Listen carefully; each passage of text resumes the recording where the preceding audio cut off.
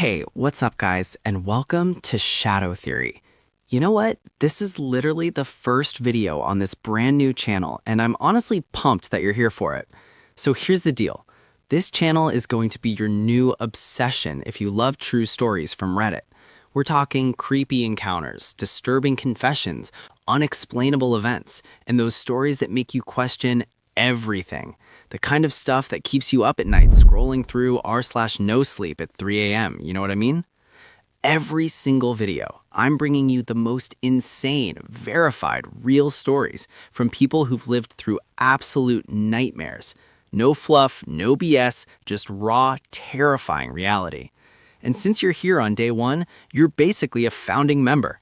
So do me a favor, hit that subscribe button right now. Seriously, because this channel's going places and you'll want to say you were here from video one. Alright, so for this first video, I've got 3 absolutely unhinged stories for you. These stories messed me up when I first read them, and they're about to mess you up too. Let's see how tough you really are. Alright, let's get into it. I'm a search and rescue officer for the U.S. Forest Service. I have some stories to tell. I wasn't sure where else to post these stories, so I figured I'd share them here. I've been a SAR officer for a few years now, and along the way, I've seen some things that I think you guys will be interested in. I have a pretty good track record for finding missing people. Most of the time they just wander off the path or slip down a small cliff, and they can't find their way back. The majority of them have heard the old stay where you are thing and they don't wander far. But I've had 2 cases where that didn't happen. Both bother me a lot, and I use them as motivation to search even harder on the missing persons cases I get called on. The first was a little boy who was out berry picking with his parents. He and his sister were together and both of them went missing around the same time. Their parents lost sight of them for a few seconds, and in that time both the kids apparently wandered off. When their parents couldn't find them, they called us and we came out to search the area. We found the daughter pretty quickly, and when we asked where her brother was, she told us that he'd been taken away by the bear man. She said he gave her berries and told her to stay quiet, that he wanted to play with her brother for a while. The last she saw of her brother, he was riding on the shoulders of the bear man and seemed calm. Of course, our first thought was abduction, but we never found a trace of another human being in that area. The little girl was also insistent that he wasn't a normal man, but that he was tall and covered in hair, like a bear, and that he had a weird face. We searched that area for weeks. It was one of the longest calls I've ever been on, but we never found a single trace of that kid. The other was a young woman who was out hiking with her mom and grandpa. According to the mother, her daughter had climbed up a tree to get a better view of the forest, and she'd never come back down. They waited at the base of the tree for hours, calling her name, before they called for help. Again, we searched everywhere, and we never found a trace of her. I have no idea where she could possibly have gone because neither her mother or grandpa saw her come down. A few times, I've been out on my own searching with a canine, and they've tried to lead me straight up cliffs. Not hills, not even rock faces. Straight, sheer cliffs, with no possible handholds. It's always baffling, and in those cases, we usually find the person on the other side of the cliff, or miles away from where the canine has led us. I'm sure there's an explanation, but it's sort of strange. One particularly sad case involved the recovery of a body. A 9-year-old girl fell down an embankment and got impaled on a dead tree at the base. It was a complete freak accident, but I'll never forget the sound her mother made when we told her what had happened. She saw the body bag being loaded into the ambulance, and she let out the most haunting, heartbroken wail I've ever heard. It was like her whole life was crashing down around her and a part of her had died with her daughter. I heard from another SAR officer that she killed herself a few weeks after it happened. She couldn't live with the loss of her daughter. I was teamed up with another SAR officer because we'd received reports of bears in the area. We were looking for a guy who hadn't come home from a climbing trip when he was supposed to, and we ended up having to do some serious climbing to get to where we figured he'd be. We found him trapped in a small crevasse with a broken leg. It was not pleasant.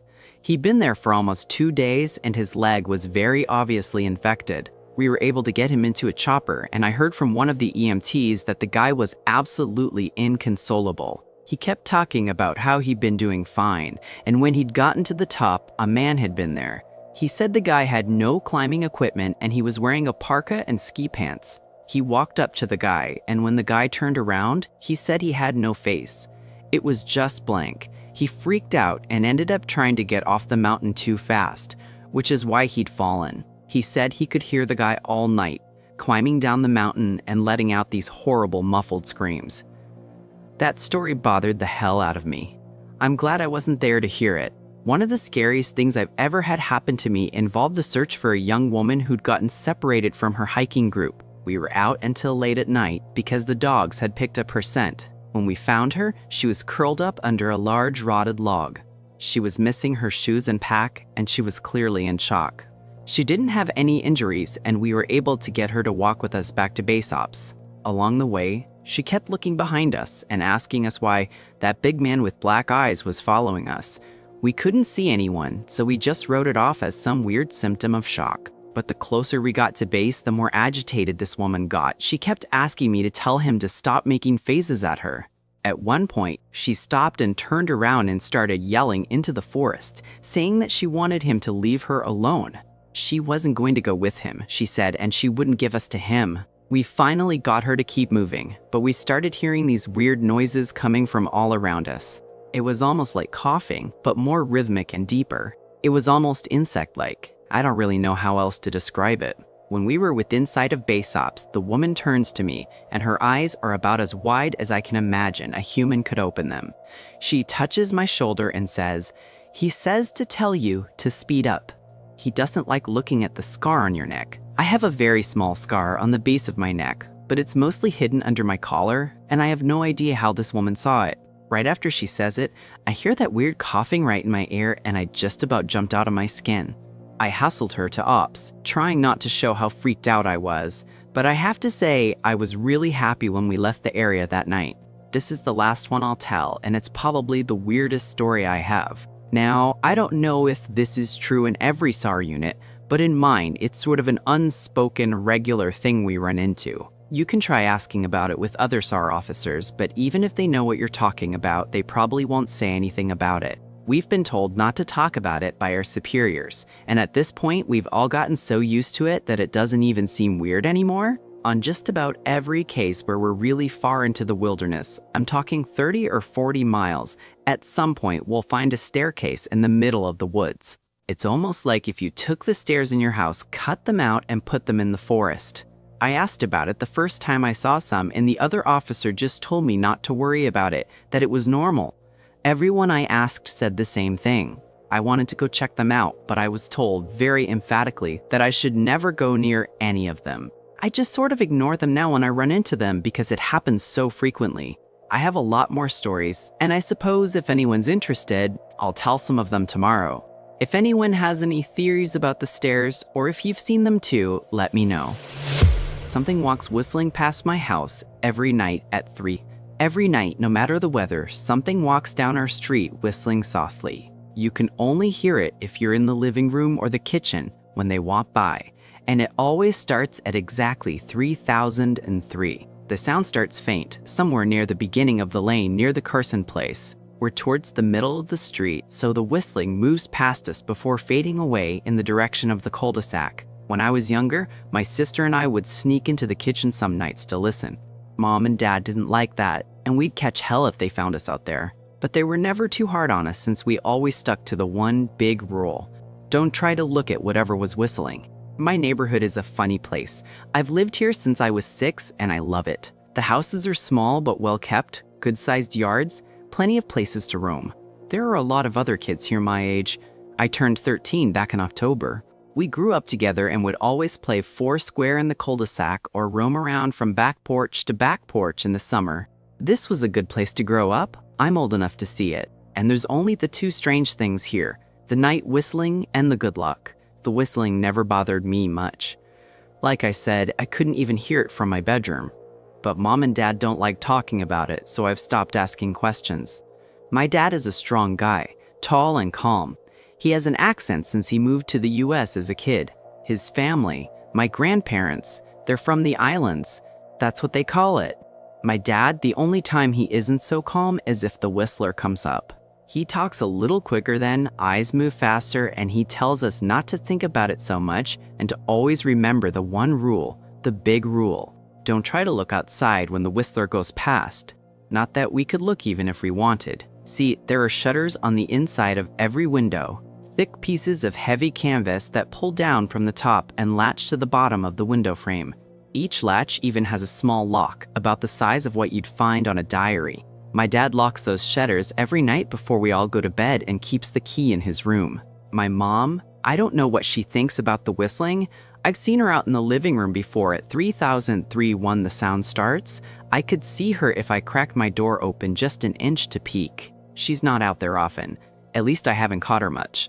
But once or twice a month, I think she sits out there on our big red couch just listening.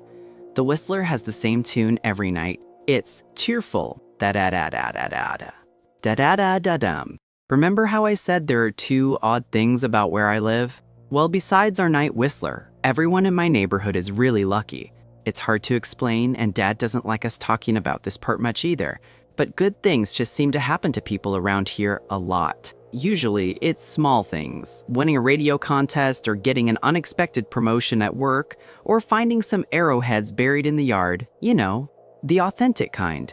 The weather is pretty good and there's no crime, and everybody's gardens bloom extra bright in the fall.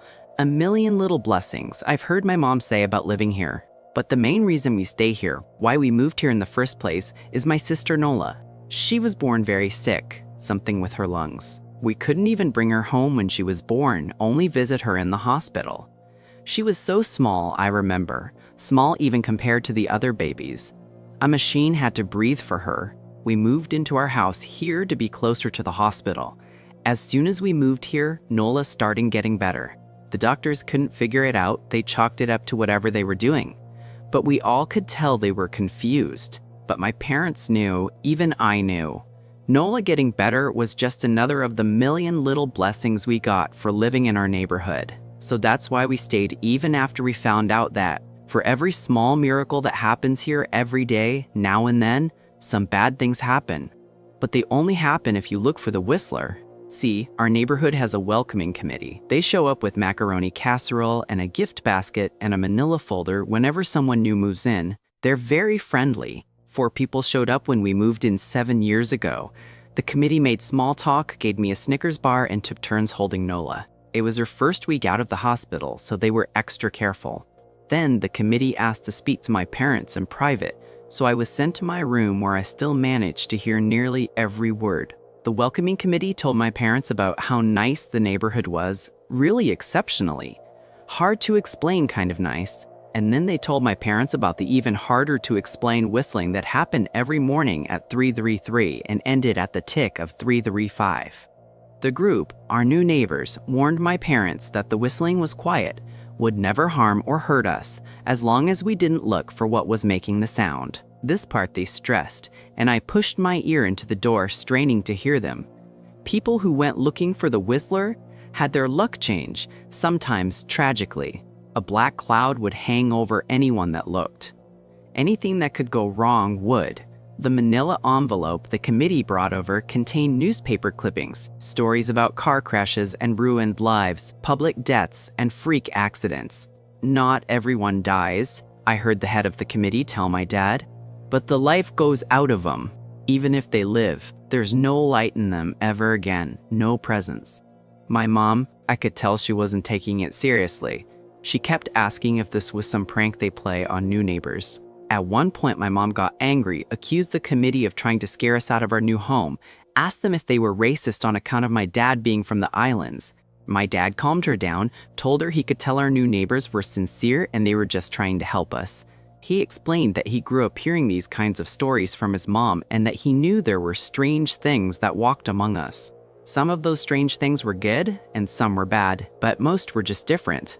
After the committee left, Dad went out to the hardware store, bought the canvas blinds, the latches, and the locks, and installed them on every window in the house after dinner.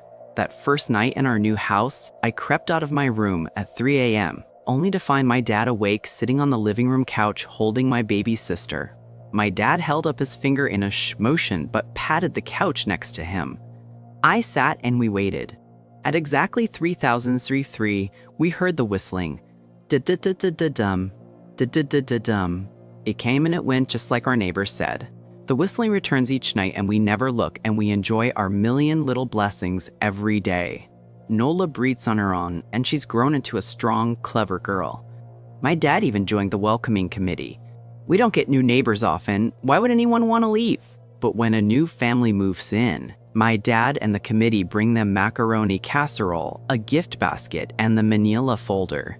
I can always tell by the look on my dad's face when he comes back if the family took the committee seriously or if we'd be getting new neighbors again very soon. Not long ago, a family moved in across the street from us. The previous owner, Miss Maddie, passed away at age 105.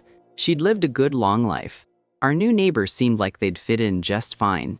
They believed the welcoming committee, took my dad's advice about the locking shutters since they had a young child of their own. Whatever newspaper clippings were in that manila envelope, whatever evidence, my dad never let us see. But I imagine it must have been awfully convincing since our neighbors got along with no issues for the first month. One night, when our new neighbors had to leave town, they sent their son, Holden, to stay with us. He was 12, a year under me in school. I didn't know him well before that night, but as soon as his parents dropped him off after dinner, I could tell it was going to be a bad time. Do you know who was always out there whistling every night? Holden asked the moment the adults left the room.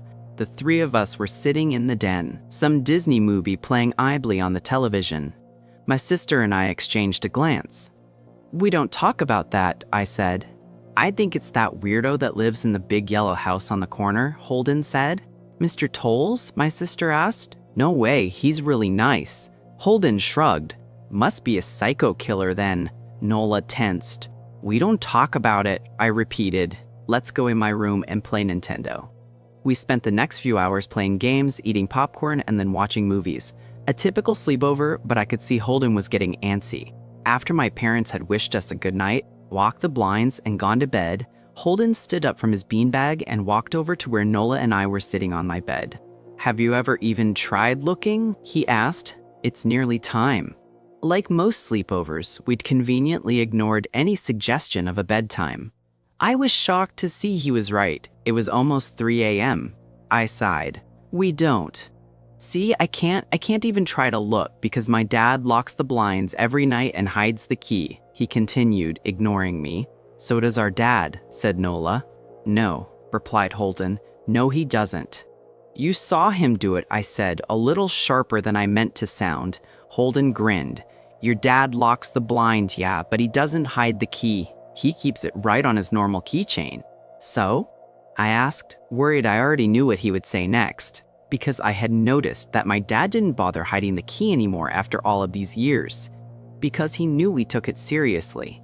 "So, after your dad locked up, but before your parents went to bed, I went to the bathroom, and on my way, I may have peeked into their room, and I may have seen your dad's keychain on his nightstand, and I maybe went and borrowed the key to blinds." Nola and I stared, and his grin only grew wider. "You're lying," I said. Holden shrugged. "You can check if you want. Just open your parents' door and look. You'll see his keychain right there on the nightstand." "Stay here," I told both of them. "Don't move a muscle." I hurried over to my parents' room, but hesitated at the door. If Holden wasn't lying, my dad would be angry. Beyond angry. I was scared thinking about it, but more scared of an open window with the whistler right outside. I opened the door, barely an inch, and looked in, but it was too dark to see. Taking a deep breath, I walked into the room. 2 steps into the dark, I froze. The whistling started, and I could hear it clearly from my parents' room. I never realized, but they must have heard the sound every night since we moved into the house. They never told us. I don't think I could have slept through it. I stood there, listening to the whistling come closer, unsure whether I should turn on a light or call out for my dad. Soft sounds from the living room brought me back to reality. "Nola!" I yelled, running out of my parents' room. Holden and Nola were standing near the front door next to a window. Holden wasn't lying. I could see him fumbling with the lock on one of the blinds. I heard a click. He did have the key. Holden let out a quick laugh. Nola stood next to him, hunched up, afraid but maybe curious. The whistling was right outside our house now. I think I made a sound, called out. I can't remember. Time felt frozen, clock hands nailed to the face. But I found myself moving. I'm not fast, I've never been athletic. Somehow, though, I covered the space between myself and Nola in a moment. My eyes were locked on her, but I heard Holden pull the blind all the way down so it could release. I heard the snap of it start to raise, and I heard the whistling just on the other side of the window. But I had my arms around Nola and I turned us so she was facing away from the window. At the same time, I jammed my eyes shut. The blind whipped open. The whistling stopped. I felt Nola shaking in my arms. "Don't look, okay?" I told her. "Don't turn around." We were positioned so that she was facing back towards the hallway and I was facing the window. My eyes were still closed. I felt her nod into my shoulder. I reached out with the arm not holding Nola and tried to touch Holden. My hand brushed against his arm. He was shaking worse than Nola. "Holden?" I asked. Silence. I reached past him and gingerly felt for the window, eyes still sealed shut. The glass was cold against my fingertips, colder than it should have been for the time of year. I moved my hand up the window, searching for the string to the blind. The glass began to get warmer the further I reached, and there was a gentle hum feeding back into my fingertips. I tried not to think about what might be on the other side of the window. Finally, I touched the string and yanked the blind shut. I opened my eyes. In the dim light leaking out from the kitchen, I could make out Holden, pale and small, staring at the now closed window. "Holden?" I asked again. He turned towards me and he screamed. Everything became a flurry of motion. Lights sparked to life in the hall, then the living room. My parents' footsteps thudded across the hardwood floor. I didn't turn to look back at them. My eyes were glued to Holden. He was pale, had bit his lips so hard, there was a thin red line of blood running down his chin, and he'd wet himself. "What happened?" my dad asked from behind me. I managed to swivel away from Holden and look back. He looked. I'd never seen my dad scared before, but I saw it that night. In that moment, an old, ugly terror stitched on his face. A parent's fear. "Just Holden?" he mouthed to me. I nodded yes. My dad let out a breath. He looked so relieved I nearly expected him to cheer. But then he turned to Holden and my dad's face changed. I wondered if he felt bad for feeling good that Holden was the only one that looked. There was a knock at the door. We all froze. Holden whimpered. "Don't answer it," my mom said. She stood at the threshold of the hall. I'd always thought she was a skeptic and just humored my dad about the windows and the whistler, but that night we were all believers. I noticed that both of my parents held baseball bats they must have taken from their bedroom. The knock came again, a little louder this time. "Please don't open the door," Holden whispered. My dad walked over to him, hugged him close. "We won't," my dad promised, still holding his bat. "Nothing is coming in here tonight." Thud, thud. This time the knocking was loud enough to rattle the door. Holden screamed again and Nola clutched her arms around my neck. My mom came over and knelt down next to us, wrapping my sister and me close. Thud, thud, thud. "Call the police," my mom whispered to my dad. The knocking instantly stopped. My dad looked over his shoulder at us. "Do you think?" He was cut off by frantic knocking that trailed off to a polite tap-tap. "Police," something said from the other side of the door. The voice from outside sounded exactly like my mom, like a parrot repeating the words back to her. "Police, call, the police, tap, tap, tap, police." My mom pulled us closer. "Police, police, police, police, police. Please stop," I heard her whisper. "I don't think calling them will help," my dad said. "How will we know when they're the ones at the door?" The knocking came back harder than before. The door shook, then it stopped. After a long moment, I heard the knocking again, but it was coming from our back door. We all turned together towards the back door, but the knocking immediately returned to the front door. Front to back to front, loud then quiet, then loud again. Suddenly, the sound was coming from both doors at once, big, heavy blows like a sledgehammer. Then something started rapping against all of the windows in the house, then the walls. It was like we were living inside a drum with a dozen people trying to play at once. Or we were a turtle and something was attempting to claw us out of our shell. "Stop," Holden yelled. The knocking died. "I won't tell," Holden said, staring at the door. "I promise I won't tell anyone what I saw. Just please go away." We waited for nearly a minute. Then we heard it, a soft tap, tap, tap coming from the window Holden had looked through earlier. Holden started to cry, sobbing like a prisoner watching gallows being built outside their cell. My dad held him, brushed his hair, but never lied to him, never told him things would be okay. The tapping at the window went on for the rest of the night. We huddled together in the living room for I don't know how long. Eventually, my mom tried to take us kids into my room while my dad stayed to watch the door. But the second we moved into my bedroom, the knocking came back so loud it was possible to ignore. I was afraid the door couldn't take it. We went back to the living room and the knocking stopped. Only the tap on the window remained. None of us slept that night. The tapping stopped around 7 a.m. That's about the time the sun comes up here. We waited another 2 hours before my dad opened the blinds from one window. He made us all go back to my parents' bedroom first. I heard him open the door, then come back in. Okay, he told us. It's done. Holden's parents came back around lunchtime. My mom and dad walked Holden over to his house and they all went inside for quite a while. Nola and I watched from the window. She stuck to me the whole day, right at my side, sometimes holding my hand. When my parents came back, they looked grim, but wouldn't tell us what they said to Holden's family. It was a Sunday, so we all spent the day together, ordered pizza, and watched movies.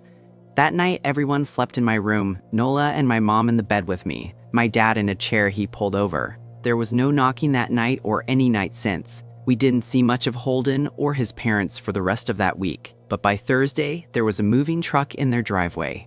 Nola and I watched them packing up the whole afternoon after school. What sticks with me most is how tired Holden and his parents looked. All three had the same pallor, grim mouths, and lightless eyes. Even from across the street, I could tell something was very wrong. Holden and his family were gone before sunset. I remember what the original welcoming committee said to my parents when we moved in. Not everyone who looks at the Whistler dies, but even those that live have the light go out of them, and the rest of their lives are full of misfortune. A million little tragedies. I think Holden's parents must have looked, either to comfort him if they didn't believe or share the burden if they did.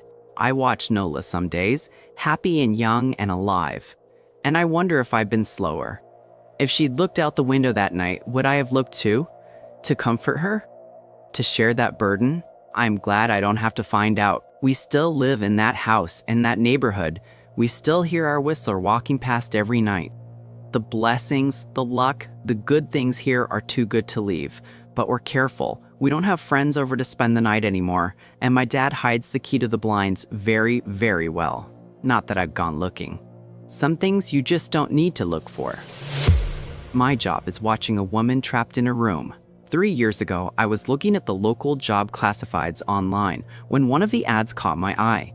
Not because of what it said, but because it said so little. Best I remember, the ad just read job available, good pay, no benefits. Discretion required.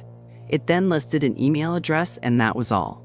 At the time I was managing a music store, but I had already started hearing rumors we would be shutting down within the next year, and the likelihood of a transfer to another store was slim. I had been morosely looking at job listings for the last few days, but this was the first one that stood out, if only because I was bored and it was weird. So I sent an email. Half an hour later, I had a response, telling me to go to a particular office building in an upscale part of the city at a precise time for my screening. I went, and after waiting for a few minutes in the lobby, I was taken into an office where I was given a series of forms and questionnaires to fill out. They collected them and told me they would be in touch. I had almost forgotten about the whole thing until a month later, I got a call saying I had moved on to the second stage of the hiring process. I was again given an address and time, and when I arrived, this time it was a different nice office park 20 miles away from the first one. I was met by a man who introduced himself as Mr. Solomon. He escorted me into a large room that contained a chair and a desk.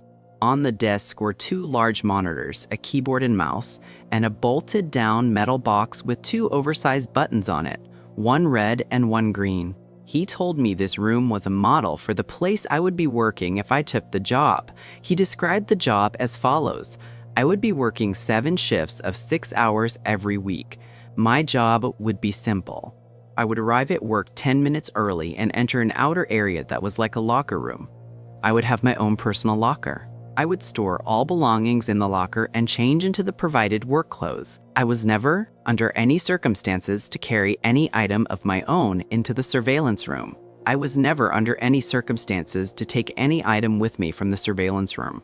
As for what I was to do in the surveillance room, I was told that the monitor on the left would constantly show a live stream from a high-definition camera in a remote location. My job was simply to watch the camera.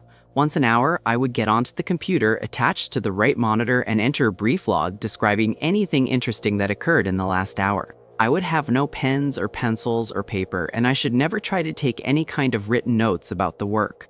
As for the red and green buttons, the red button was only to be used if there was an emergency. This meant something on the video or in my workspace that required outside help. The green button was to be hit if I saw something on the video feed that was particularly noteworthy. It would tell other people somewhere that, at least in my opinion, something interesting was going on. Solomon stressed that while I was given discretion on when to use this button, I should err on the side of only using it if and when something of real significance occurred. He pointed out the camera on the ceiling of the room we were in. He said the real room would be the same. My work would be observed and other people were watching the room on the video feed as well. He said I was only a redundancy in case other systems failed. He then smirked and asked if I knew what he meant by redundancy. I nodded, trying not to show my irritation. I don't talk that good to people, so sometimes they think I'm dumb. That's okay. Let him think that if he paid me good enough, the pay was very good, $35 an hour. This worried me. I was already thinking this was some kind of psych experiment or secret government job, which I was okay with. But that kind of money to sit and watch a screen? My mom always told me that if something seems too good to be true, it probably is. And this was seeming too good to be true. I asked if I was going to be doing anything illegal. Solomon laughed and said no. I asked if anyone was going to get hurt. Again, he shook his head no. He said the reason they were paying so much was because they needed employees that were motivated to be professional and discreet. The work they were doing was important, and for various reasons, it couldn't be discussed. If I took the job, I would have to sign papers promising I would never discuss my work there or I could be sued or locked up. I'm only breaking that now because of everything that's happened. So I took the job, and because they wanted me to start right away, I had to quit the store with no notice. I felt bad about that, but I was excited about the new job too. It was a lot of money and seemed like easy enough work, if a bit boring. I was nervous that there was something more to it, but I told myself I would just have to see. No point in chickening out and wasting a good chance because I let my imagination go crazy.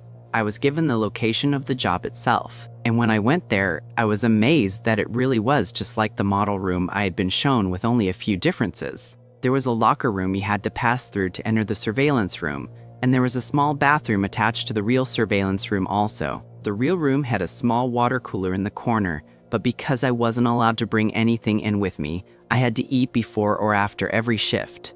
The biggest difference, of course, was that the monitors were turned on. The right monitor was just a black and white terminal like you see in movies sometimes. I could type in my logs, but no internet to look at or anything like that. The left monitor, it was video from a room. You would call it a bedroom, I guess, because it had a bed in it, but it had lots of other stuff too. A TV, a sofa and chairs, a couple of tables, and plenty of empty space in between. The camera must be high up in a corner because I could see pretty much everything except for the far sides of furniture. At first though, I didn't notice any of that stuff.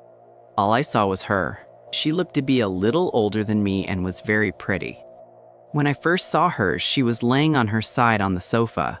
That was the part of the room farthest from the camera, but the picture was very clear and I could tell that she was sleeping. I found myself leaning into the monitor, more so I could see her better, and then I thought about what I was doing and felt embarrassed. It's like I was spying on her. A peeping Tom, my mom used to call it. I didn't want to be a peeping Tom, but I didn't want to be silly either. I needed to think about it slow. It was a good job, and I wasn't doing anything wrong, right? I wasn't hurting anybody. The woman looked fine, and the room was nice. She probably agreed to be there and it's all some experiment or something. I was just overreacting. So I sat down in the chair and began my work. It didn't take long before I understood more. The woman, I took to calling her Rachel, wasn't there for free will. I never saw her hurt, but it was clear that she never left that room except to go into what I think is a bathroom area that my camera couldn't see. Well, she never left the room on her own. Periodically, usually a couple of times a week during my shifts, men and women in strange-looking outfits would come in and take her from the room. Sometimes she would struggle, but usually she would just go along with her head hung low. They would always bring her back, though the times when she wasn't brought back during my shift were always the worst for me. I would worry about her until I got to work the next day and saw her in the room watching TV or painting. She never looked hurt or even that upset except for when they took her. And even when she fought, they were always gentle with her. Still, I knew something was wrong. I considered quitting the job, or hitting the red button and getting someone to come so I could get some answers, or calling the police and showing them what the camera was showing me. Except I was scared. Scared of losing my job and scared of what these people might do to me if I quit or told on them. Solomon had told me when I took the job that part of being discreet was not asking questions. I would never be asked to do more than I had already been told, but I could never tell anyone what I did or saw, and I could never ask questions about what I was doing or why. So I made excuses. It was all an experiment. She was crazy or sick, and they were trying to help her. She was doing a job just like I was. Or if she really was a prisoner somewhere, at least I was watching to make sure that she was okay. If they ever tried to hurt her, or I saw that she really didn't want to be there for sure, I could get help then. In a way, I told myself, I was helping to protect her by watching. I don't expect you to think much of my excuses. I don't think much of them myself, especially now. But in my defense, when things changed, I didn't ignore it or try to explain it away. I knew something had to be done. Rachel would usually paint for an hour or two every day, and it seemed to always be during my afternoon shifts. The room had no windows as far as I could tell, but I guess she either used a clock or her own body's time to keep to a kind of schedule. I always liked to watch her paint. The thing she was painting was always facing the wrong way for me to see it, but I could see her face as she worked. She always looked peaceful and happy when she was painting, and seeing her that way, smiling serenely from time to time as she got something the way she wanted it, always made my day. I first noticed something was wrong when she started painting more frequently a few weeks ago. Her expression was more focused and serious, and there was a tension to her movements that I wasn't used to seeing. At first, I thought she was just really trying to work hard on something, and I wanted to tell her not to worry. Every few weeks, the others would come in and take the old paintings out anyway, bringing in a new stack of, I think the word is canvas, but it was more than her being focused. Something was wrong. She didn't look happy, and she was going for hours at a time. In the span of 3 days, she had finished 4 paintings. I had been growing more and more worried watching her work, and when she finished the 4th, I found myself telling her to just stop and rest a while. I had grown accustomed to talking to the monitor, talking to her in my own way, but she didn't stop. Instead, she began moving the paintings, arranging them on the back and seat of the long sofa at the far end of the room. This was the first time I had gotten to see any of the paintings. Even when the others were taking them out, they always seemed to be turned away from the camera. I was still worried about her, but I was also happy to finally see something she had worked on. Happy and amazed. They were beautiful. One was a beautiful green forest. Another was an old stone well. A third was a house sitting alone on a small island. The last was an old-fashioned looking movie theater. All of them looked like something out of a dream, with trailing lines of color mixing in the air around them like leaves caught in a wind. It was only when I looked close that I realized the lines of color weren't random, they were words. Easy to miss if you weren't looking close, and by themselves, they didn't seem to mean much. Just the ghost of a word somewhere in each of the paintings. Easy to lose in everything else that was being shown. I leaned into the monitor and squinted, trying to read the words. Then my heart started thudding as I made them out. Blinking and rubbing my eyes, I looked again, reading them out loud in order left to right, top pair, then bottom. Please help me, Thomas. I pushed back from the monitor, my hand over my mouth. I didn't know what to do. I didn't know how any of this could be happening. It wasn't just that she was asking for help, though that was a big part of it.